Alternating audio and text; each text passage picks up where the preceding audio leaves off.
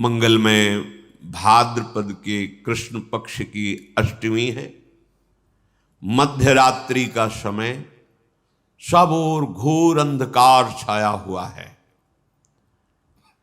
पर सारी प्रकृति एक नवीन आनंद उत्सव में भरी हुई है, क्योंकि प्रकृति के स्वामी परमात्मा का प्रादुर्भाव हो रहा है। उल्लास में भरी हुई संपूर्ण प्रकृति है। प्रकृति के परम आश्रय, प्रकृति को भी सृजन करने वाले परम देव पधार रहे हैं, तो प्रकृति उल्लसित होकर उनका स्वागत कर रही है। दिशाओं में प्रसन्नता छाई हुई है। यद्यपि बहुत ही आसुरी प्रवृत्ति का बोलबाला है, एक से एक बड़े भयंकर असुर प्रकृति के अधिकार संपन्न जन है। भौमासुर, बड़े बड़े जरासंध, कितने कितने ऐसे, और कंस के तो बल से प्रभावित होकर अपनी पुत्रियों का ब्याह जरासंध ने किया था। महान बलि जरासंध। सब तरफ दुख, क्लेश, अशांति फैली हुई है, पर प्रभु का अवतार हो रहा है, तो इस समय आनंद ही आनंद छाया हुआ है। स्वयं नदियों का जल निर्मल हो गया, सरोवरों में रात्रि में ही कमल खिल उठे, वृक्षों की शाखाएं बिना ऋतु के पुष्प और फल से संपन्न हो गई। जो भजन करने वाले यत्र तत्र साधु महात्मा हैं, उनको एक अलौकिक आनंद की अनुभूति हो रही है, क्योंकि उनके प्राणाराध्य प्रकट हो रहे हैं। वायु सेवा कर रही है, शीतल मंद सुगंध प्रवाहित हो रही है।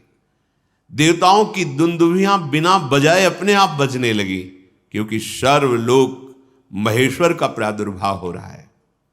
गंधर्व किन्नर एक अलौकिक प्रेरणा से गान कर रहे हैं, नृत्य कर रहे हैं। रात्रि के समय सिद्ध चारण, बड़े बड़े पदाधिकारी लोक के लोकपाल जो ईश्वर कोटि के हैं, सब स्तवन कर रहे हैं। एक अद्भुत जो समाधि में आनंद प्राप्त होता है महत योगी जनों को, आज सबको स्वाभाविक एक शीतलता, शांति, एकाग्रता, परमानंद की अनुभूति हो रही, क्योंकि भगवान का प्रादुर्भाव हो रहा है।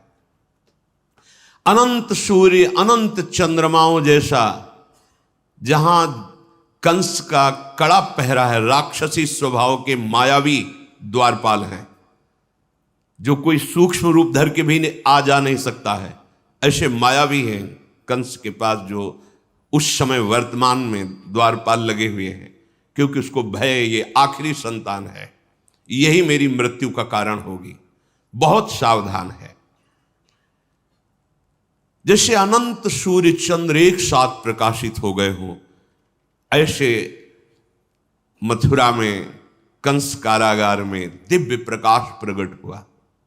देखा शंख चक्र गदा पद्म धारण किए हुए चतुर्भुज विशाल नयन, वक्षास्थल पर दिव्य श्रीवत्स चिन्ह, भृगुलता, भृगु जी के चरण चिन्ह, रत्नहार धारण किए, विविध आभूषण, दिव्य कांति, किरीट मुकुट कुंडलधारी, अंग अंग से सौंदर्य और ऐश्वर्य टपक रहा है।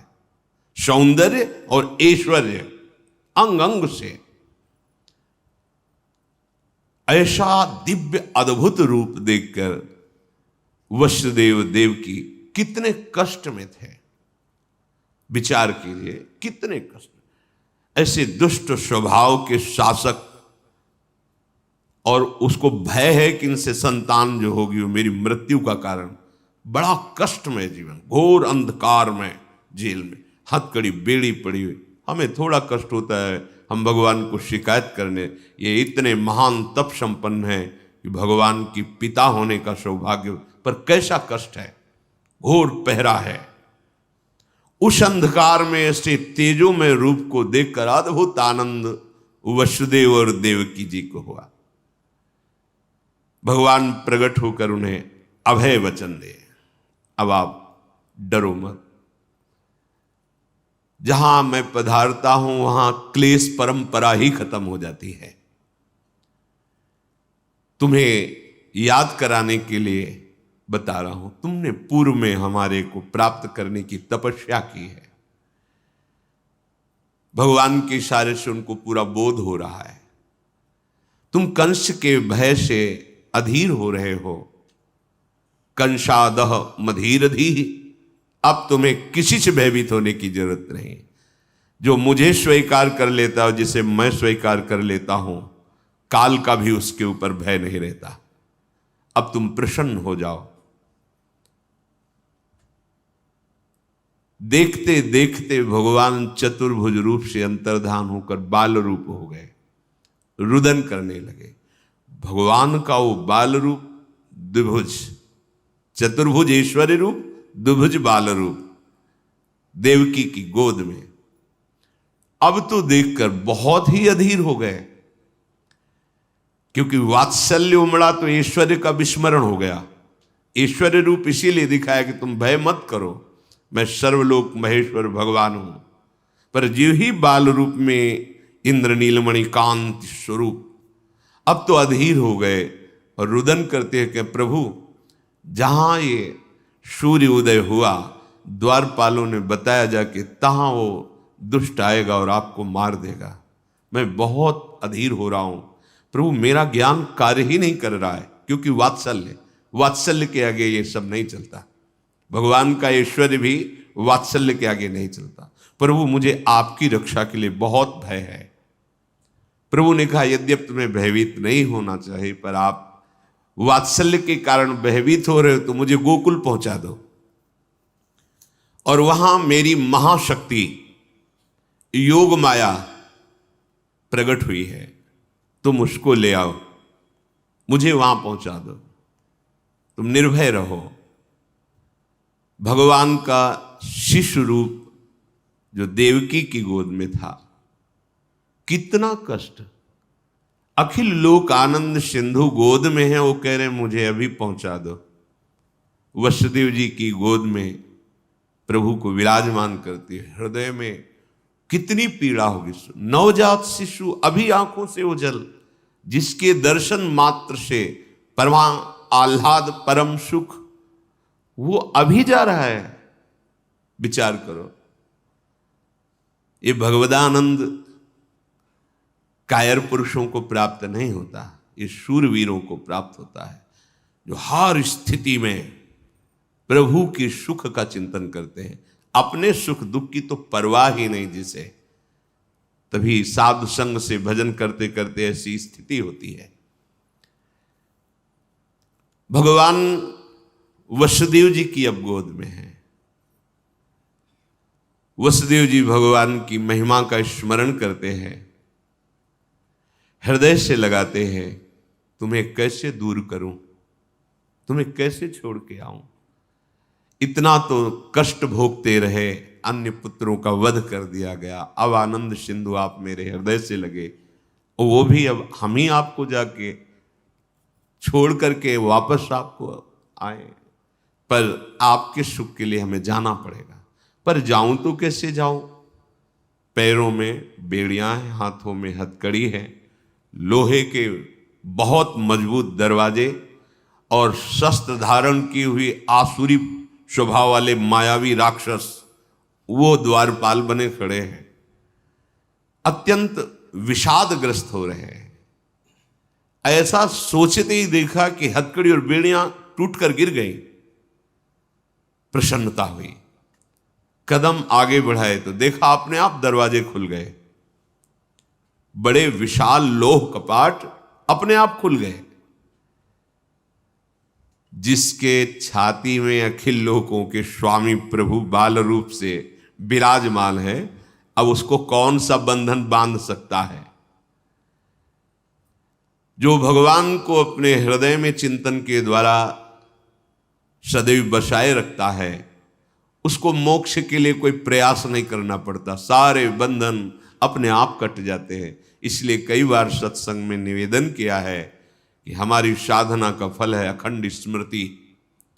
हर समय प्रभु के चिंतन में रहते हुए जो भी व्यवहार कार्य है वो करे, कोई नहीं बांध सकता। जब तक प्रभु का स्मरण हृदय में नहीं है, तब हजारों लाखों साधनाएं कर लो, प्रयास कर लो, ये माया का बंधन खुलने वाला नहीं। माया की शाकलों से हाथ पैर गले सब बंधे हुए हैं। काम वासना, क्रोध, लोभ, मोह, मद, मत्सर, ये ऐसे मायावी द्वारपाल हैं कि आपको निकलने ही नहीं देंगे। अज्ञान का कारागार, अंधकार युक्त, कैसे निकला जाए? श्री कृष्ण को हृदय में रखकर। पक्की बात, कृष्ण नाम और कृष्ण रूप में कोई अंतर नहीं। जो कृष्ण है वही कृष्ण नाम है। अगर जिह्वा से राधा राधा कृष्ण कृष्ण चल रहा है तो मानो प्रिया प्रीतम विराजमान है आपकी जिह्वा में। अतएव जीव इस भयंकर अविद्या माया रूपी कैद खाने से, विविध प्रकार की वासना की जंजीरों से, काम क्रोधादि मायावी द्वारपालों से बचकर अगर निकल सकता है तो एकमात्र प्रभु को हृदय में रखने पर, अर्थात स्मरण करने पर। अगर प्रभु का स्मरण है तो आप मुक्त हो जाएंगे। मुक्ति के लिए कोई अलग से वेदांत पढ़ने की जरूरत नहीं, अपने आप ज्ञान प्रकाशित हो जाएगा। प्रतिपल भगवद स्मरण, चित्तवृत्ति को रोककर बार बार नाम में लगाना, रूप में लगाना, लीला में लगाना, धाम चिंतन में लगाना। कोई मोक्ष के लिए प्रयास करने की जरूरत नहीं। अपने आप आपको अनुभव होगा कि जो परमार्थ का परम लाभ है वो प्रकाशित हो रहा है। दरवाजा खुला, वसुदेव जी लालजू को लेकर बाहर निकले तो डर रहे थे कहीं पहरेदार देख ले तो प्रहार कर देंगे, पर वहां देखा सब बेशुद्ध मूर्छावस्था को प्राप्त है। धीरे धीरे निकलकर बाहर आए, दबे पांव, कोई जान न जाए। अपराकृत परमानंद विग्रह प्रभु को बार बार ऐसे देखते हैं, हृदय से लगाए हुए आगे बढ़ रहे हैं।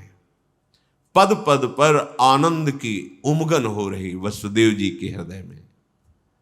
समझिए, जब कोई भगवद स्मरण परायण होता है तो प्रति कदम, प्रति श्वास, प्रति क्षण एक अद्भुत आनंद।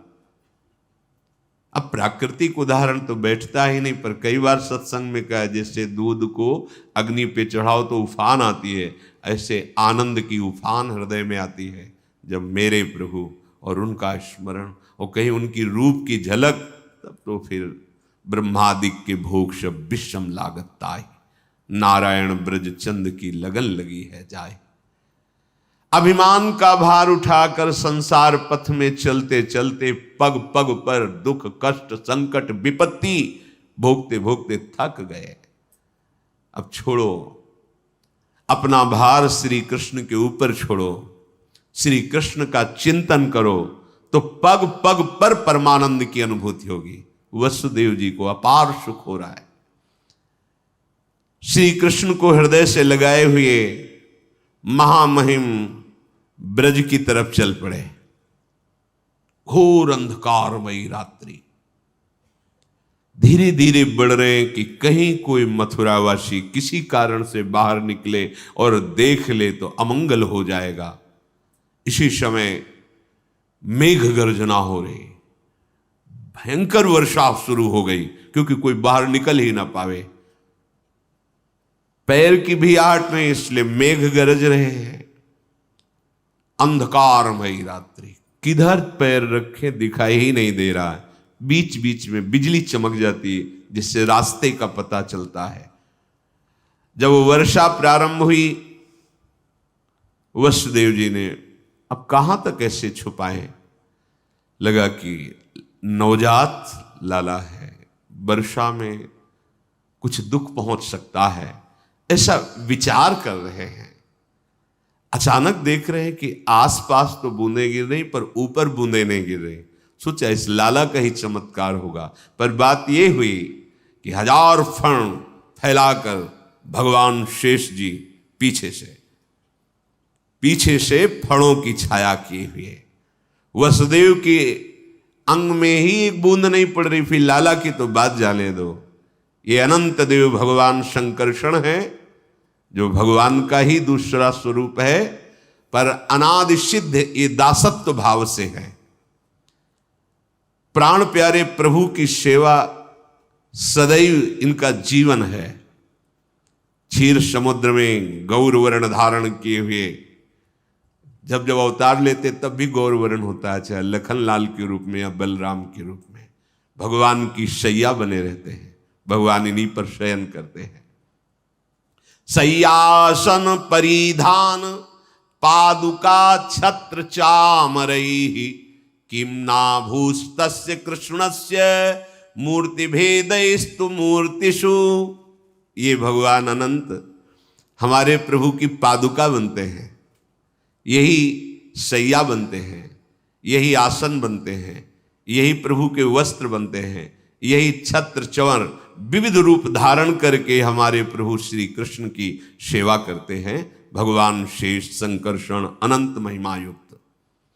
वसुदेव जी को पता नहीं चल रहा कि हमारे पीछे भगवान अनंत शास्त्र फण ऐसे फैलाए हुए चल रहे हैं। उनको लगा लाला का कोई चमत्कार है, बाहर तो बूंदे पड़ रही पर हमारे ऊपर ले, अब लाला को मस्तक पर धारण कर लिया। आगे बढ़े तो भारी समस्या यमुना जी, क्योंकि भादव का महीना है, बाढ़ पे यमुना जी चल रही है। एक क्षण रुके, अब क्या करूं, क्योंकि अथाह यमुना जी, और यमुना जी पहले से अधिक उल्लसित होकर बड़ी ऊंची ऊंची तरंगे, कोलाहल मच गया। यमुना जी प्रीतम पधार रहे हैं, यमुना जी उल्लसित हो रहे।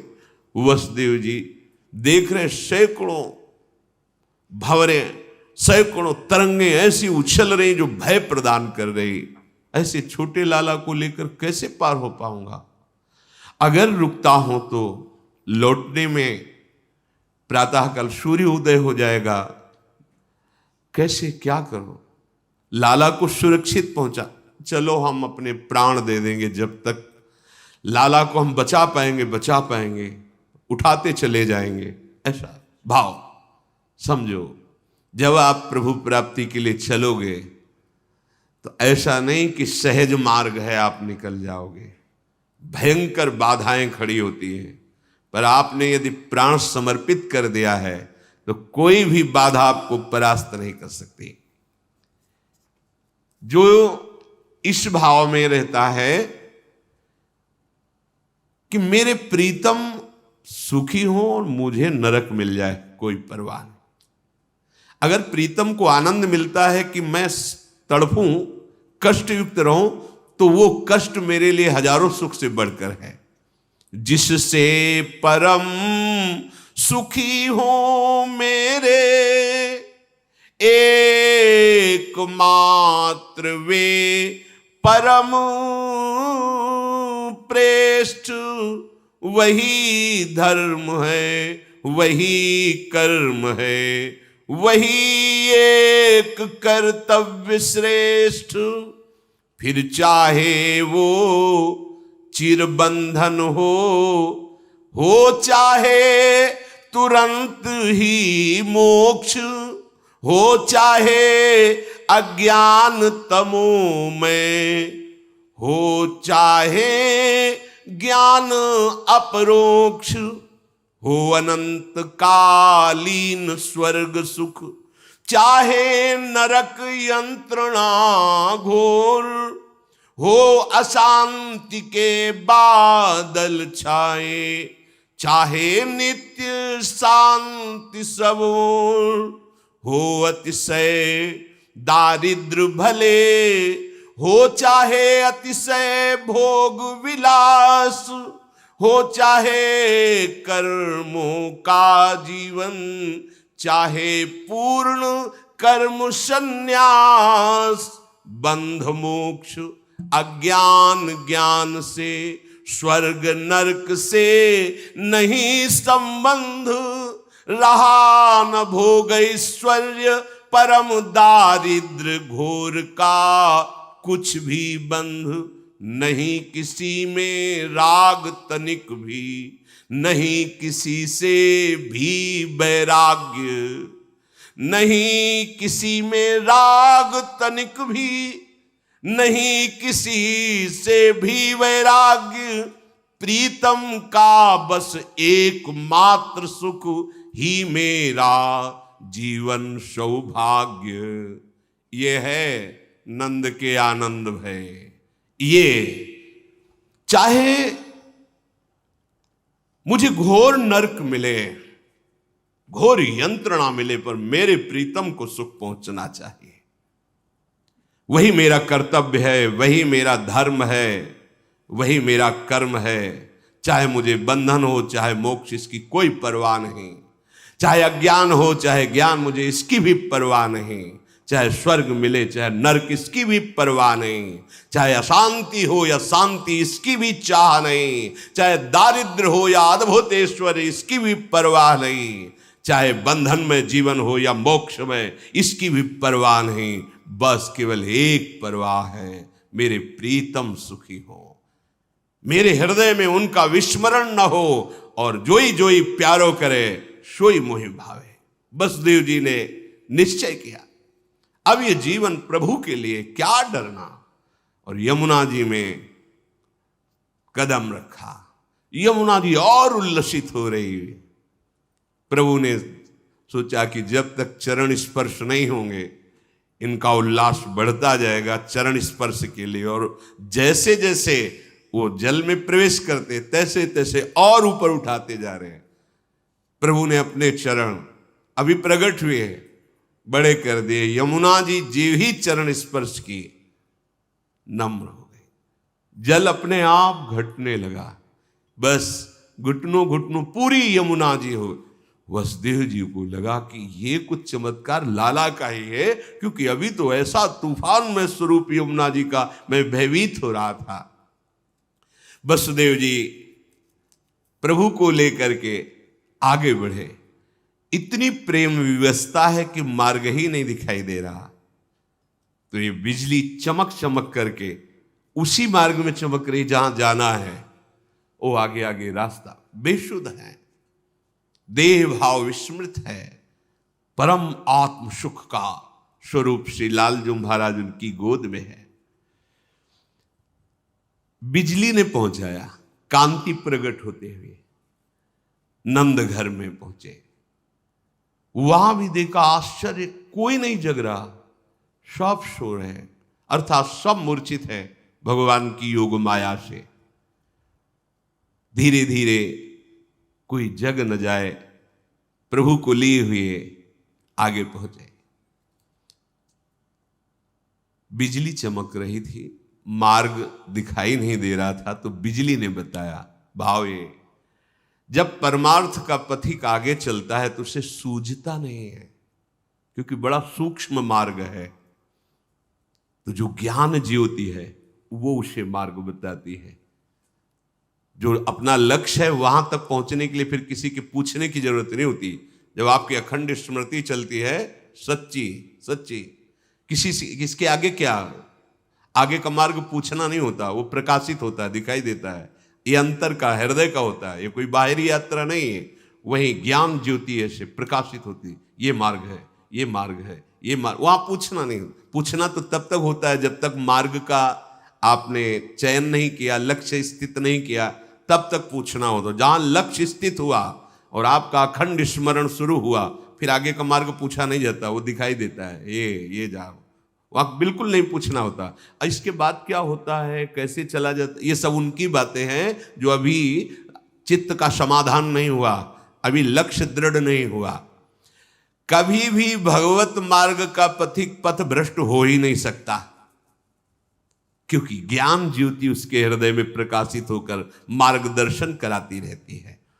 स्वयं वो तेज उसका पथ प्रदर्शक बन जाता है। सच्ची बात, सच्ची बात। आगे आगे ये है, अब ये स्थिति आ रही है, अब ऐसे चलना है, ये बाधा यहां है, इसको हटाना है, अंदर ही अंदर आने लगता है। पर ये उसका जिसका लक्ष्य दृढ़ हो गया है और स्मृति अखंड।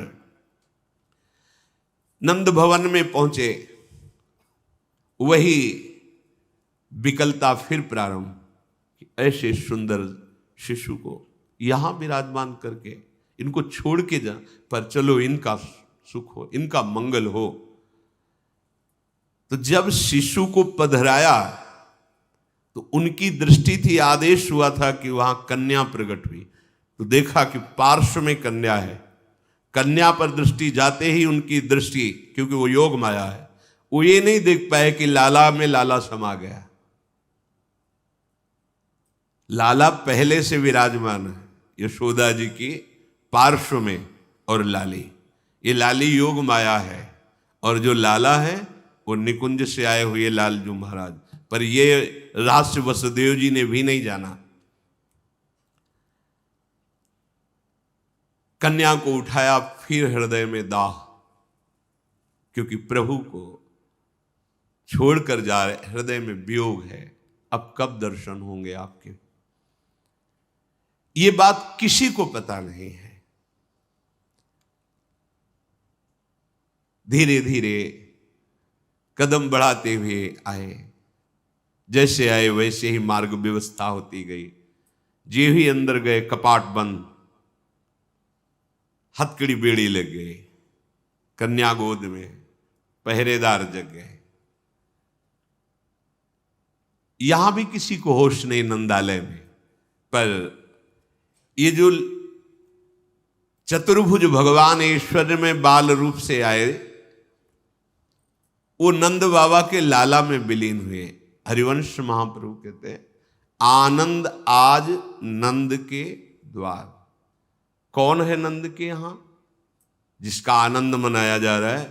बोले, दास अनन्य भजन रस कारण प्रगटे लाल।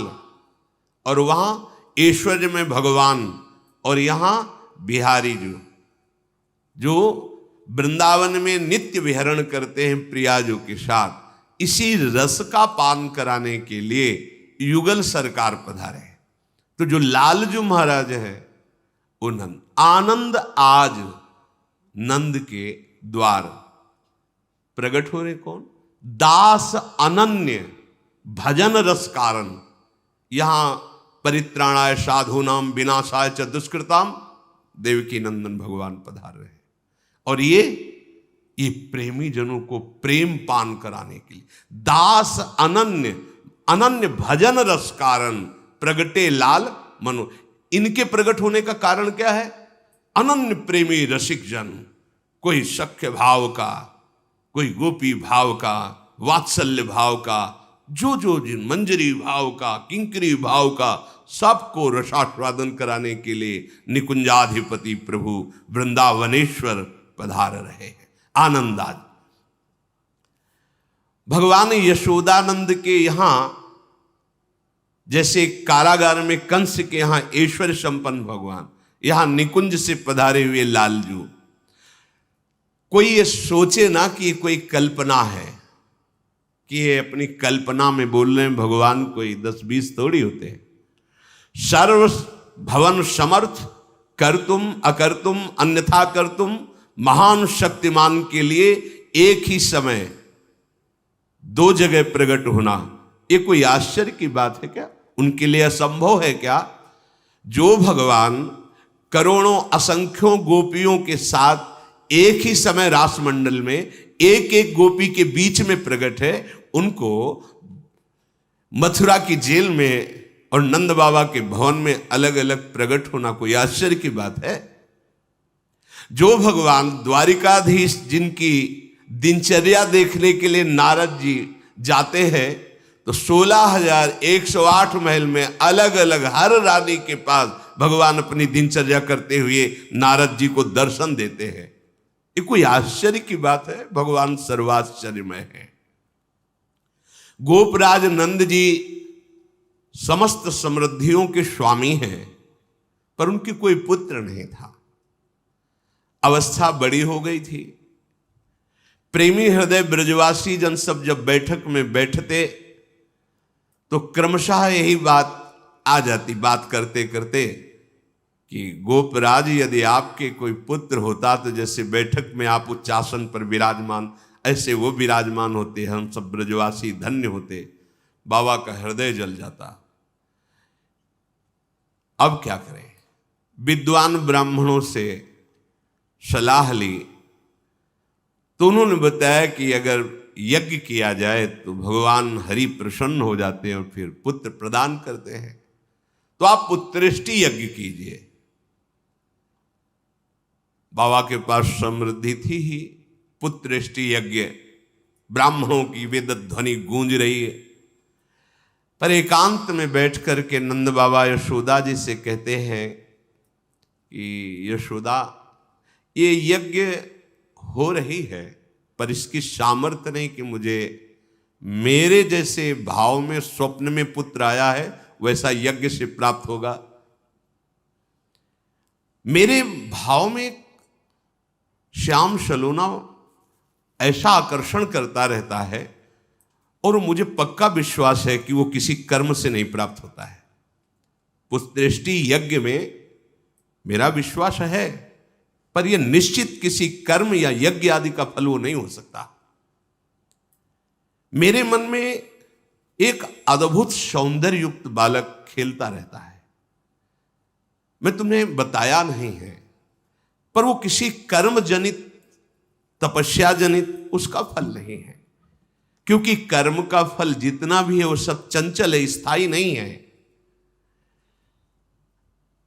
मैं जिसे देखता हूं वो अचल है, वो अचिंतनीय है, वो स्वयं मेरे हृदय में प्रकाशित हुआ है। मैंने एक स्वप्न देखा है, उस स्वप्न में वो इतना सुंदर बालक है कि भगवान वैकुंठाधिपति नारायण को भी हमने ध्यान में देखा है, वैसे वो भी सुंदर नहीं है। उस बालक के समान भगवान वैकुंठाधिपति नारायण भी सुंदर नहीं है। नंद बाबा कहते, मुझे ऐसा लगता है कि ये जो सौंदर्य माधुर्य निधि बालक है, ये मुझे किसी भी कर्म से प्राप्त नहीं हो सकता। हां, वो कृपा करके आवे तो बात अलग है। मेरा हृदय ऐसा कहता है, होने दो, यज्ञ हो रही, पर यज्ञ से वो प्राप्त हो जाए ऐसा। ब्रजराज की बात सुनकर यशोदा मैया ने कहा, अच्छा आपको स्वप्न हुआ है? नंदराज ने कहा, हां, तुम हमारी अर्धांगिनी हो, शैधर्मणी हो, तुमसे क्या छुपाऊं। एक दिन मैंने देखा, तुम पागलपन मेरा मत समझना, मैंने देखा श्यामश्चंचल चारु दीर्घ नयनो बालस्तवांक स्थले दुग्धोद्गारि पयोधरे स्फुटमसौ क्रीडन्मया लोक्यते स्वप्नस्तत्किमुजागरः किमथ वेद एतन्न निश्चीयते सत्यं ब्रूहि सधर्मिणि स्फुरति किम सोयम तवाप्यंतरे। हे यशोदा, मैंने देखा कि दिव्यात दिव्य नीलमणि सदस्य, ऐसा श्याम वर्ण, कैसे वर्णन करूं। उस बालक के ऐसे विशाल चंचल मनोहर नेत्र हैं और वो बालक तुम्हारी गोद में तुम्हारे स्तनों का पान कर रहा है, मैं देखा। और भांति भांति की मेरे आंगन में खेल कर रहा है। बाबा के आंखों में आंसू आ रहे, मेरे में ना इतना तप है ना भजन है, मैं कैसे उसे प्राप्त कर सकता हूं। पर मैं देखता हूं, इसीलिए कहा कि मेरा पागलपन मत समझना। जब से वो स्वप्न देखा तो मैं जागने पर भी उसी में खोया रहता हूं। मुझे वैसे ही दिखाई देता लीला करते हुए आंगन में तुम्हारी गोद में। सत्य बताओ, क्या तुमको भी कभी ऐसा संकेत हुआ है? बाबा की बात सुनकर मैया तो विकल हो गई और गदगद कंठ से कहने लगी, ब्रजराज बिल्कुल ऐसा ही स्वप्न हमने देखा। हम तो ये इसलिए नहीं कह रहे थी कि आप कहोगे कि ये सब तुम कल्पना करके कह रही हो, पर हमने ठीक ऐसा ही देखा जैसा आप वर्णन कर रहे हो। और आपने देखा जैसे स्तन पान कराते हो, मैंने देखा कि मेरे स्तनों का पान कर रहा है, मैं दुलार कर रही हूं, पर ये असंभव है, मेरे भाग्य इतने कहां। मैं इसलिए ऐसा समझकर कभी आपसे बात नहीं की। कहां मैं और कहां वो दिव्य बालक। ब्रजराज नंद ने कहा फिर तो संभव है, क्योंकि वो आना चाहता है। पक्का मेरे भी हृदय में, आपके भी हृदय में, मेरे भी स्वप्न में, आपके भी स्वप्न में। इसका मतलब ये मेरी कल्पना या स्वप्न नहीं है, ये सत्य विषय है। पर यह संभव कैसे हो सकता है? अखिल ब्रह्मांडों की सृष्टि करने वाले भगवान श्री हरि का मैं जब से शुद्ध सम्हारा आराधन कर रहा हूं, अगर उनकी हमारे ऊपर कृपा है तो ये मेरा मनोरथ है, मेरा स्वप्न सत्य होगा। हरि कृपा करें तो असंभव भी संभव हो जाता है। ये दुर्लभ बात मेरे लिए तो असंभव, पर हरि कृपा से असंभव संभव हो सकता है। तदनंतर हरि सेवानिष्ठ बाबा और मैया दोनों तन मन धन वचन से पूर्ण शरण होकर भगवान श्री हरि की आराधना की। और 1 वर्ष के लिए द्वादशी के दिन यथाविधि व्रत करने का नियम लिया। द्वादशी व्रत की संख्या वृद्धि के साथ साथ भाव में उसी पुत्र की प्राप्त करने की लालसा जो स्वप्न में देखा, जो मनोरथ में है, परम व्याकुलता बढ़ती गई। व्रतानुष्ठान सर्वांग पूर्ण हुआ तो देखा द्विभुज मुरली मनोहर भगवान सामने खड़े। वहां क्या देखा? चतुर्भुज भगवान नारायण सामने खड़े। यहां क्या देखा? द्विभुज मुरली मनोहर ललित त्रिभंगी लालजू महाराज। विकल हो गए। समीप ही प्रभु है।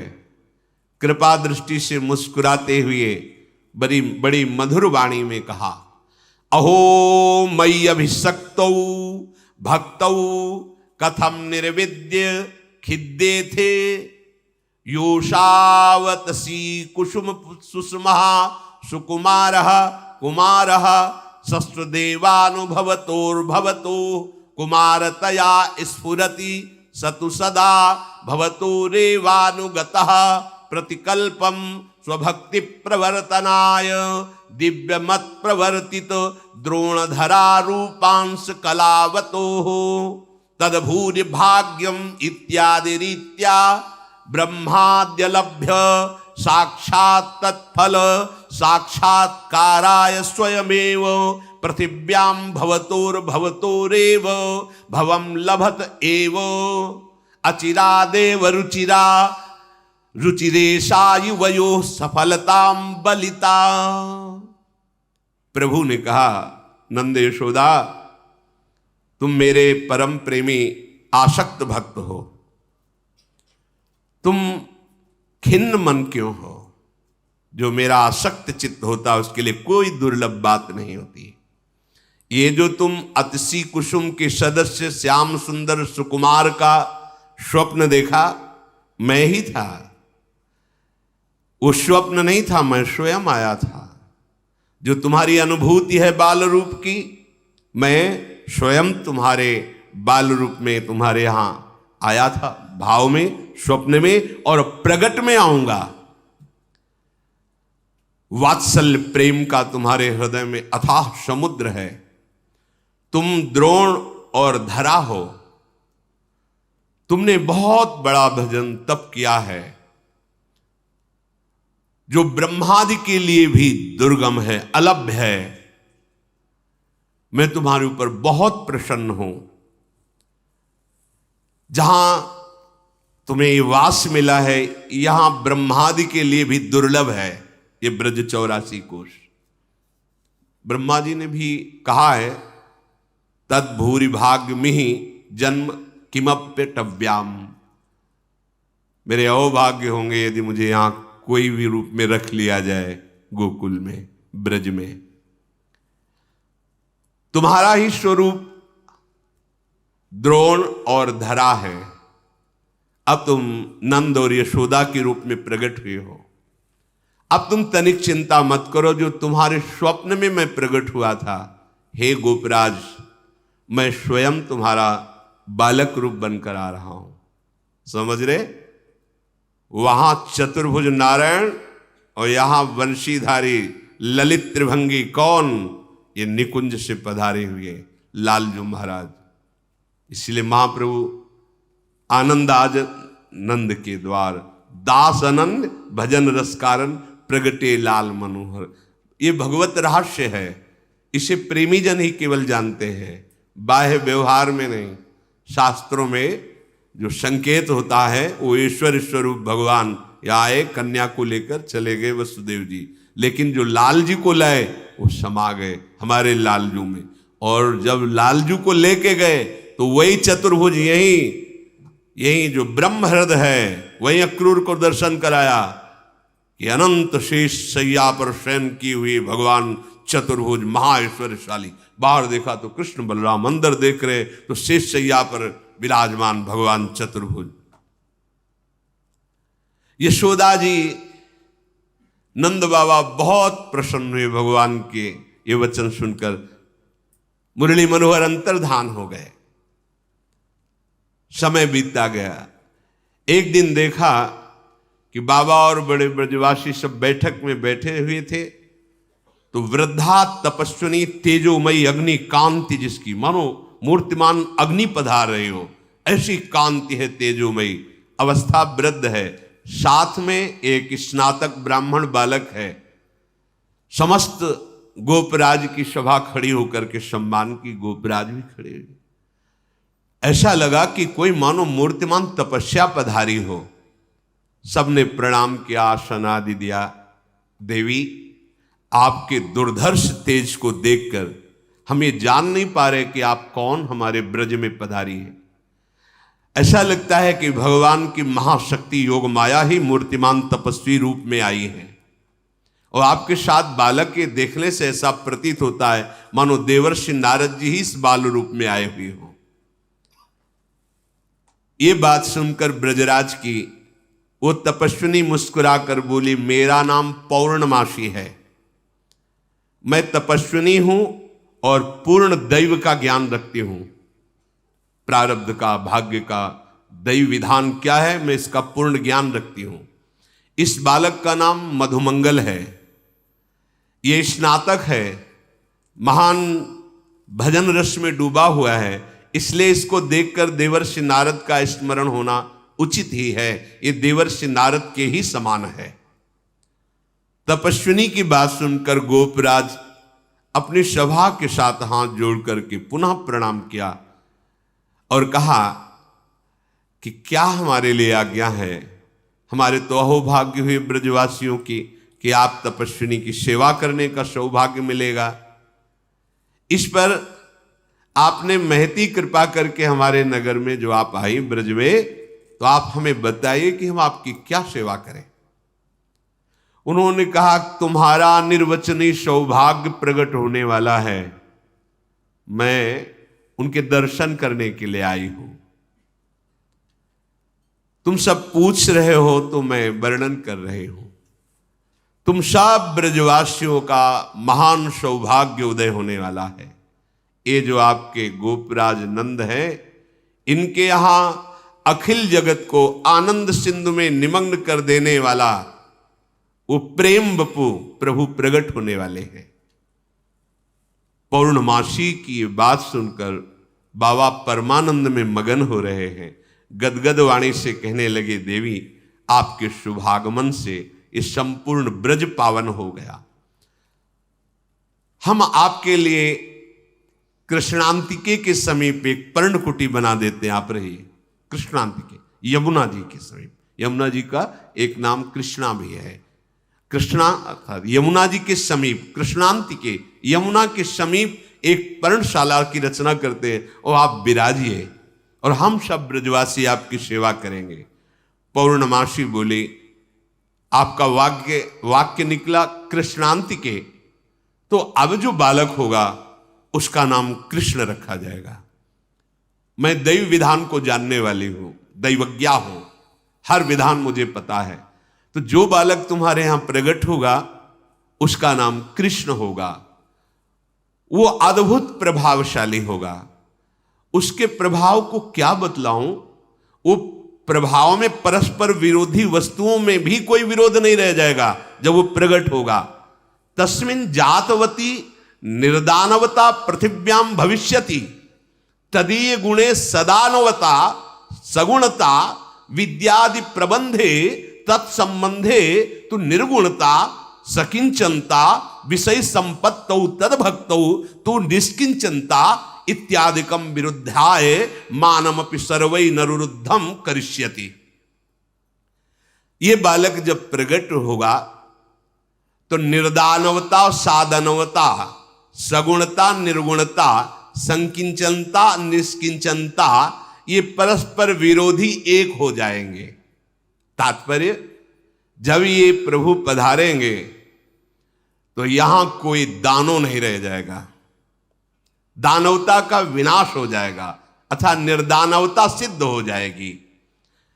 नंद नंदन के अनंत मधुर गुण वाली पृथ्वी के भाग्यशाली व्यक्तियों के लिए सदानवता हो जाएगी, अर्थात समस्त ऐसे सुखों की वर्षा होगी, ऐसे सुखों का दान करेगी पृथ्वी, सब आनंदित हो जाएंगे।